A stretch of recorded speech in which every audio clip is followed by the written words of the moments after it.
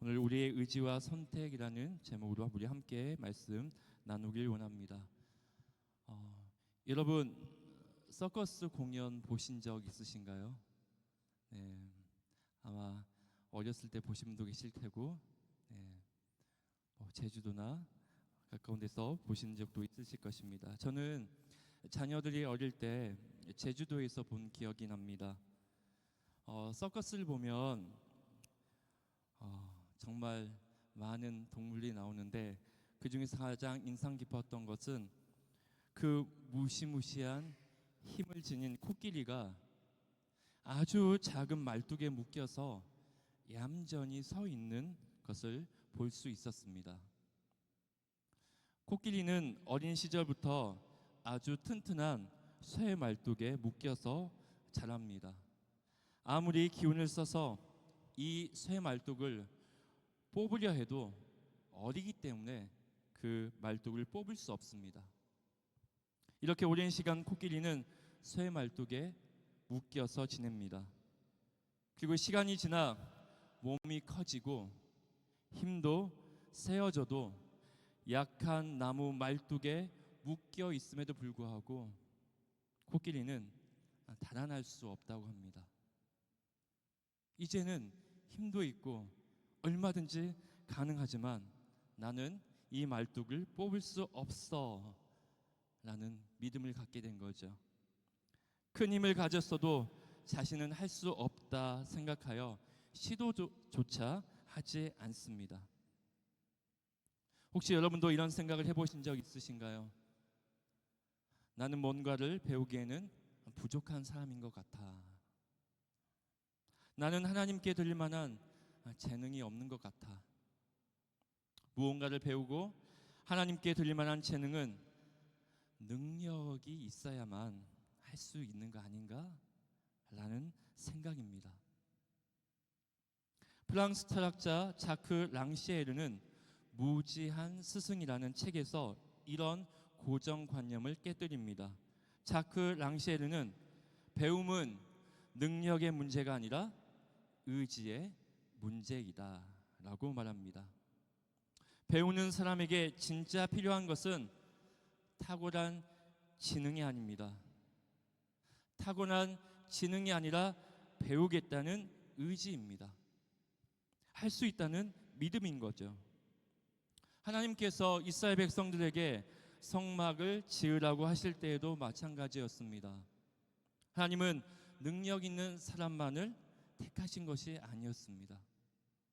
기쁨으로 예물을 드릴 의지가 있는 그런 사람을 택하셨습니다. 하나님의 말씀에 순종하겠다고 다짐하며 선택하는 그런 자를 통해 하나님은 거룩한 일을 시작하셨습니다. 오늘 본문 말씀에 들어가기에 앞서 앞의 내용을 정리하겠습니다. 출애굽기 25장에서 31장은 40일 동안의 이야기를 담고 있습니다. 모세는 시내산에서 40일 동안 하나님과 교제합니다. 하나님과 이야기를 나눕니다. 어떤 이야기입니까? 모세야, 성막을 만들 때 말이야, 무엇을 만들어야 하는지, 어떤 재료로 만들어야 하는지, 어떻게 만들어야 하는지 내가 알려준 대로 그대로 만들면 돼 라고 말씀을 하셨습니다. 오늘 본문 7절에서 11절 말씀에서 이렇게 말하죠. 회막과 증거계와 그 위에 속죄소와 회막의 모든 기구와 상과 그 기구와 순금 등잔대와 그 모든 기구와 분향단과 번제단과 그 모든 기구와 물두멍과 그 받침과. 하나님은 성막을 어떻게, 무엇을, 어떤 재료를 통해서 만들어야 되는지 알려주셨습니다. 그리고 제사장들의 임직 절차에 대한 구체적인 지침도 있었습니다. 10절 11절 말씀입니다. 제사직을 행할 때 입는 정교하게 짠 의복 곧 제사장 아론의 성의와 그의 아들들의 옷과 관유와 성소의 향기로운 향이라. 이렇게 하나님은 시내산에서 모세에게 성막을 만들라는 지침을 주셨습니다. 성막과 제사장은 하나님과 백성이 교제할 수 있는 완전한 구조였습니다. 장소와 그 안에서 일을 하는 사람과 성막을 만들라는 지침을 조금 더 살펴보겠습니다. 먼저 하나님은 성막 건설을 위해 필요한 물품을 이스라엘 자손에게 가져오라고 말씀하셨습니다. 그런데 중요한 것이 있습니다. 그 예물은 어떻게 가져와야 됩니까? 억지로 가져오는 것이 아니었습니다. 자발적으로 가져와야 했습니다. 25장 2절 말씀에 보면 기쁜 마음으로 내는 자가 너희는 받을지니라 라고 말씀합니다. 아무리 좋은 의도라도 동참하는 사람들의 마음속에 원망하는 마음이 있거나 거리끼는 마음이 있다면 이미 그것은 거룩한 일이 아닙니다. 하나님은 억지로 드리는 예물을 받지 않으신다고 말씀합니다. 하나님은 즐거운 마음으로 자발적인 마음으로 드리는 것을 받으신 줄 믿습니다. 하나님은 기쁘게 드리는 그 사람의 뭘 봤을까요? 마음을 보신 것입니다. 하나님은 예물보다 사람의 마음과 믿음의 태도와 의지를 더 중요하게 여기셨습니다. 그래서 우리는 지난 시간에 이스라엘 백성들이 무엇을 드리는지 이스라엘 백성들은 인색하거나 그리고 주저함 없이 기쁨으로 드려야 된다라고 말씀을 나누었습니다. 왜 그렇게 드려야 합니까? 왜냐하면 이스라엘 백성들을 부유케 하신 분이 누구십니까? 하나님이시거든요. 지금 너희 손에 들려있는 예물은 누구 거? 하나님이 주신 것이라고 말씀하셨기 때문입니다. 하나님은 애굽인들의 전리품으로 이스라엘 백성들을 부유케 하셨습니다. 전쟁에서 승리케 하시고 그들의 만족을 채워주셨던 거죠. 우리들도 마찬가지입니다. 아무리 강조해도 지나치지 않을 말씀이지만 때로는 우리의 연약함 때문에 지금 내 손에 쥐어지고 있는 이것이 내 거라고 생각이 들 때가 참 많습니다. 하지만 하나님으로부터 온 것이라는 것을 믿고 그 믿음의 고백을 통해서 하나님께 나아가야 할 줄로 믿습니다. 그렇다면 성막 건설 위에 필요한 예물은 어떤 것이 있었습니까? 성막 건설 위에 필요한 물품은 다양했습니다. 출애굽기 25장 3절에서 7절 금, 은, 놋, 청색, 자색, 홍색 실, 가는 배실, 염소털, 붉은 물들인 순양의 가죽, 해달의 가죽, 조각목, 등류, 관유에 드는 향료와 분향할 향을 만들 향품과 호마노며 에봇과 흉패에 물릴 보석이니라. 금, 은, 놋 어느 게 제일 좋죠? 뭐 갖고 싶습니까? 저 놋 갖고 싶습니다라고 하신 분 계십니까? 네. 목록을 보시면 하나님의 마음이 보입니다. 금도 필요하고 은도 필요하고 놋도 필요합니다.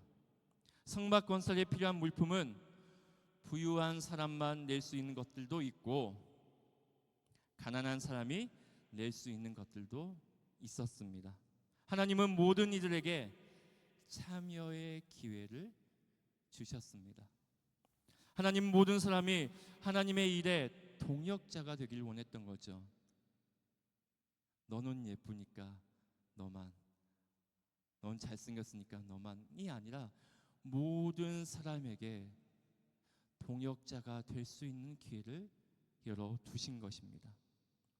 또한 성막 건설의 유의사항은 성막은 하나님께서 보여주신 양식대로 지어야 했습니다. 중요한 것은 얼마나 예쁘고 실용적인가 보다는 하나님의 뜻을 따르는 것이 매우 중요했습니다. 정리하면 이스라엘 백성은 성막에 쓰일 재료를 드려야 했습니다. 그리고 숙련된 장인들이 건축 작업을 진행해야 했습니다. 특별히 출애굽의 은혜를 입은 이스라엘 백성들은 중요한 책임감 있게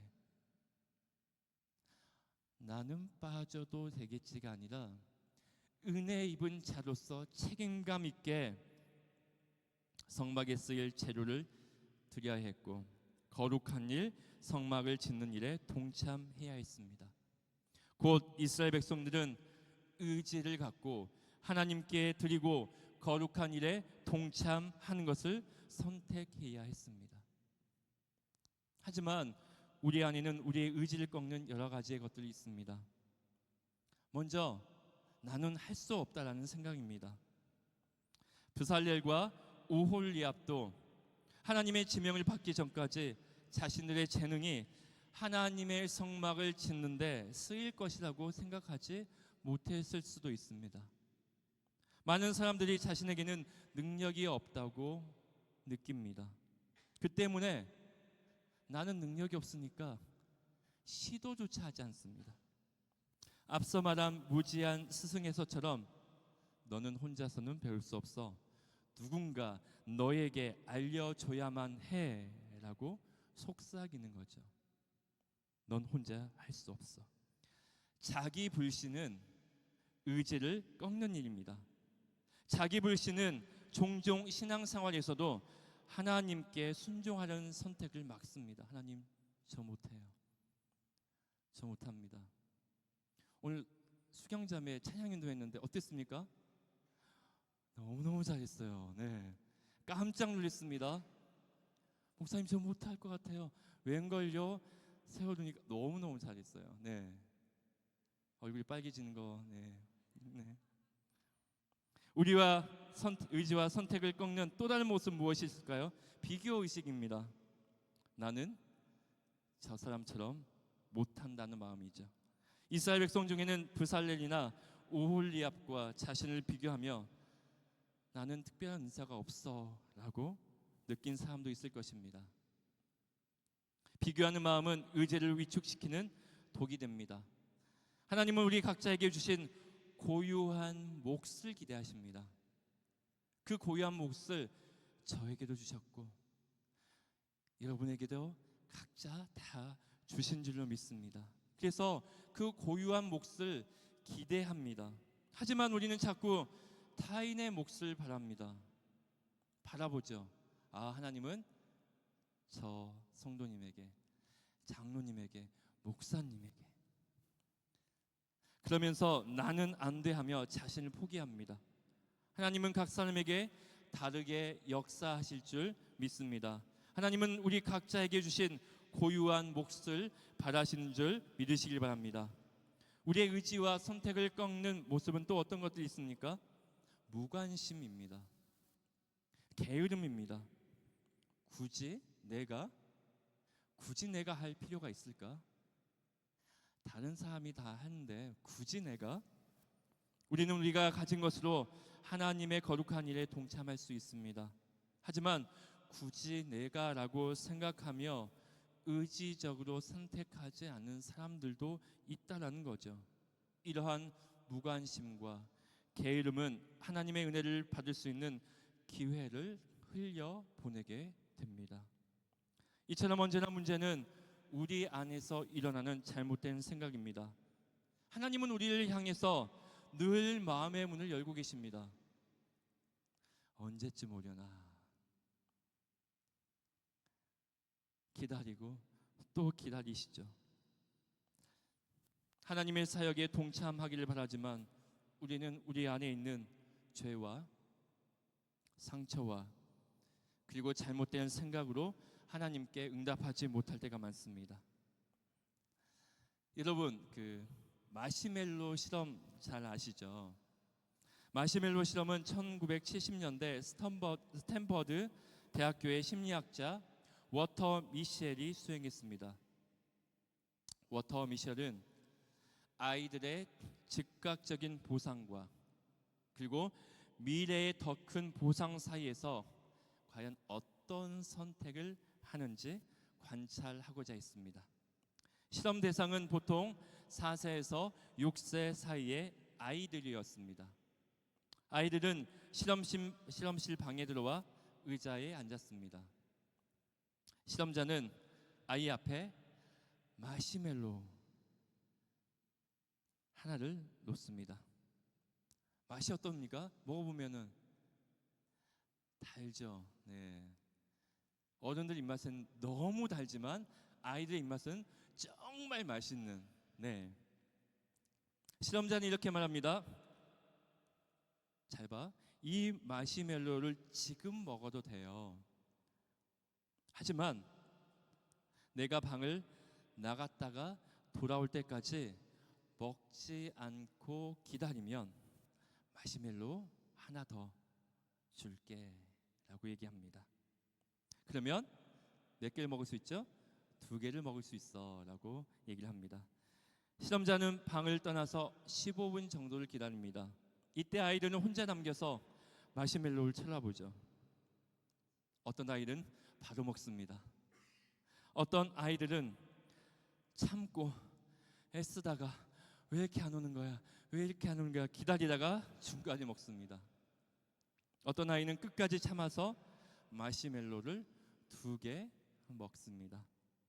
마시멜로 실험은 인간의 의지력을 관찰하는 실험입니다. 월터 미셜은 마시멜로 실험에서 아이들의 의지력을 관찰했던 거죠.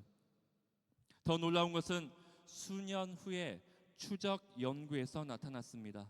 마시멜로를 끝까지 안 먹고 기다리는 아이들은 학교에서의 성취도가 굉장히 뛰어났다는 거죠. 사회생활에서도 더 안정적이었습니다. 스트레스를 잘 관리했습니다. 즉 어린 시절의 의지력이 장기적인 삶의 질과 밀접하게 연관이 있다는 연구를 발표한 것입니다. 의지력의 핵심은 당장의 유혹을 참고 미래의 더 큰 보상을 기다리고 얻는 것입니다. 신앙생활에서도 마찬가지입니다.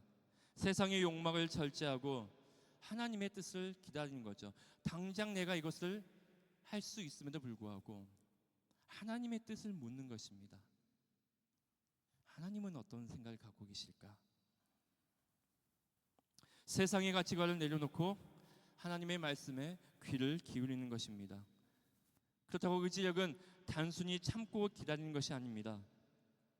하나님의 성품을 믿는 거죠. 하나님이라면 반드시 이렇게 하실 거야. 왜? 말씀에 그렇게 나왔으니까.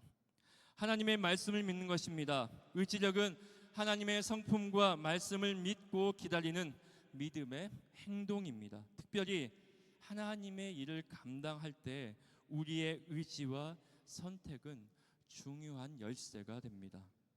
먼저 하나님은 의지를 갖고 순종할 자에게 하나님의 능력으로 채우십니다. 오늘 본문 말씀 3절 말씀입니다.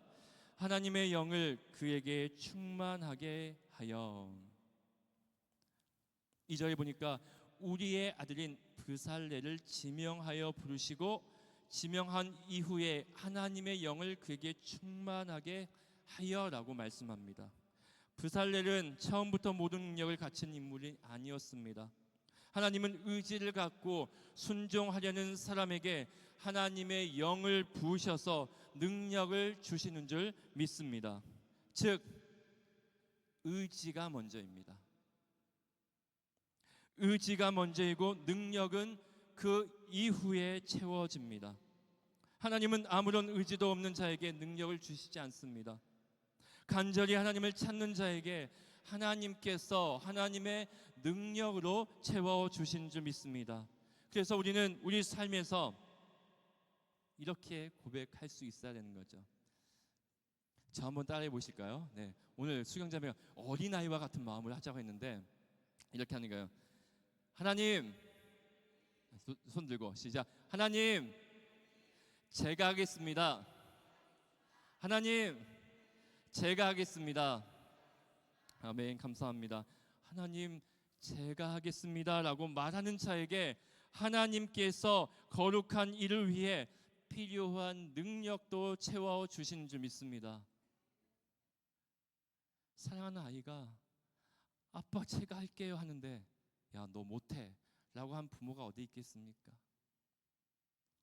더 주고 싶고 뺏어서 주고 싶고 다 주고 싶은 마음이 부모의 마음, 하나님의 마음이 아닐까 생각이 듭니다. 이사야 6장 8절 말씀입니다. 내가 또 주의 목소리를 들으니 주께서 이르시되 내가 누구를 보내며 누가 우리를 위하여 갈고 하시니 그때에 내가 이르되 내가 여기 있나이다 나를 보내소서. 이사야는 자원하여 스스로 손을 들고 하나님의 부르심에 응답했습니다. 이사야의 의지적 결단이 사명을 시작하는 열쇠가 되었습니다. 이사야는 하나님의 영광과 거룩하심을 볼 수 있는 환상으로 볼 수 있는 능력을 입었습니다. 그 능력은 선지자로서 시대를 통찰하고 분별할 수 있는 영적 분별력이었습니다. 누가복음 1장 38절 말씀입니다. 마리아가 이르되 주의 여종이 오니 말씀대로 내게 이루어지이다 하매 천사가 떠나가니라. 마리아는 천사의 수태고지 앞에서 주의 여종이 오니 말씀대로 내게 이루어지이다 라고 고백합니다. 당시로서는 상상할 수 없는 수치와 고난을 감수하고도 하나님의 뜻에 의지적으로 순종했습니다. 마리아는 인류 그 어떤 사람도 얻을 수 없었던 성령으로 잉태하는 신비한 능력을 입었습니다. 성령으로 잉태하는 그런 능력, 그 누구에게 있습니까? 오직 마리아밖에 그런 능력을 입은 사람이 없었습니다. 하나님은 마리아의 몸을 통해 하나님의 아들이 이 땅에 오시는 도구로 삼으셨습니다. 그렇게 마리아의 순종으로 우리는 인류 최대의 구속의 기쁨을 누릴 수가 있게 되었던 거죠. 마지막으로 그 누구보다 의지를 갖고 순종하는 분이 계십니다. 바로 예수님입니다. 빌립보서 2장 8절 말씀입니다. 사람의 모양으로 나타나사 자기를 낮추시고 죽기까지 복종하셨으니 곧 십자가에 죽으심이라. 예수님은 하나님의 아들이심에도 불구하고 인류의 구원을 위해서 의지를 갖고 순종하셨습니다. 그 길은 삶을 위한 죽음이었습니다. 눈에 보이기는 다른 사람들은 죽었다라고 표현했지만 예수님은 의지를 갖고 삶을 위해서 그 죽음의 길을 걸어가셨던 것입니다. 그렇게 예수님은 의지를 갖고 십자가의 길을 가셨습니다. 이처럼 하나님은 의지를 갖고 순종할 자에게 하나님의 능력으로 채우시는 줄 믿습니다. 성경의 수많은 인물을 통해 하나님은 그 증거를 보여주셨습니다. 여러분, 능력 있기를 원하십니까? 의지를 갖고 하나님 앞에 나아가시길 바랍니다. 간절한 마음으로 기도하시길 바랍니다. 간절한 마음으로 하나님을 찾으시면 하나님께서 반드시 응답해 주실 줄 믿습니다. 다음으로 하나님은 의지를 가진 공동체를 통해 일하십니다. 하나님은 한 사람만이 아니라 함께 일할 의지 있는 자들을 세우십니다. 오늘 본 말씀 6절입니다. 내가 또 단지파 아히사막의 아들 오홀리압을 세워 그와 함께 하게 하며 지혜로운 마음이 있는 모든 자에게 내가 지혜를 주어 그들이 내가 내게 명령한 것을 다 만들게 할지니. 하나님은 브살렐 혼자만이 아니라 오홀리압과 그리고 뭐라고 말씀합니까? 다른 지혜로운 마음이 있는 모든 자와 협력하게 하십니다. 여기에서 지혜는 단순한 기술이 아닙니다. 하나님의 일에 동참하려는 의지와 선택의 결과로 주어진 지혜인 거죠. 내가 어떻게 해서든 하나님의 일에 동참하고 싶다는 그런 마음, 태도, 의지, 선택이 담겨 있는 것입니다. 지혜로운 마음이 있는 모든 자입니다. 여러분은 공서부 공동체 안에서 어느 위치에 있습니까? 직분은 다 다를 수 있지만 여기 있는 우리 모두에게는 공통점이 있습니다. 먼저는 하나님을 사랑하고 공동체를 사랑하는 마음이 있습니다. 그리고 그 공동체 안에서 하나님의 복을 누리는 줄 믿습니다. 때로는 보이게, 때로는 보이지 않게 이 공서북교회 공동체 안에서 하나님의 복을 누리고 있다는 것입니다. 공동체는 연약한 자를 세워줍니다. 우리 집사님, 우리 권사님, 우리 장로님, 때로는 그 가정 가운데 어려움이 닥칠 때 공동체는 그 가정을 위해 함께 기도합니다. 시험 당할 때 보호해 줍니다.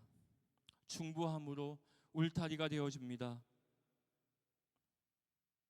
지체된 성도들 통해서, 목회자들을 통해서 공동체가 예배를 드리는 가운데 하나님의 임재하심을 경험함을 말미암아 하나님의 복을 누리는 것이죠.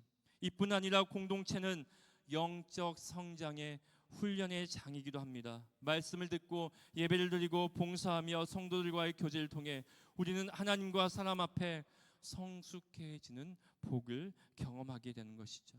때로는 나를 힘들게 하는 공동체의 갈등도 우리의 인격을 다듬는 훈련의 도구가 되기도 합니다.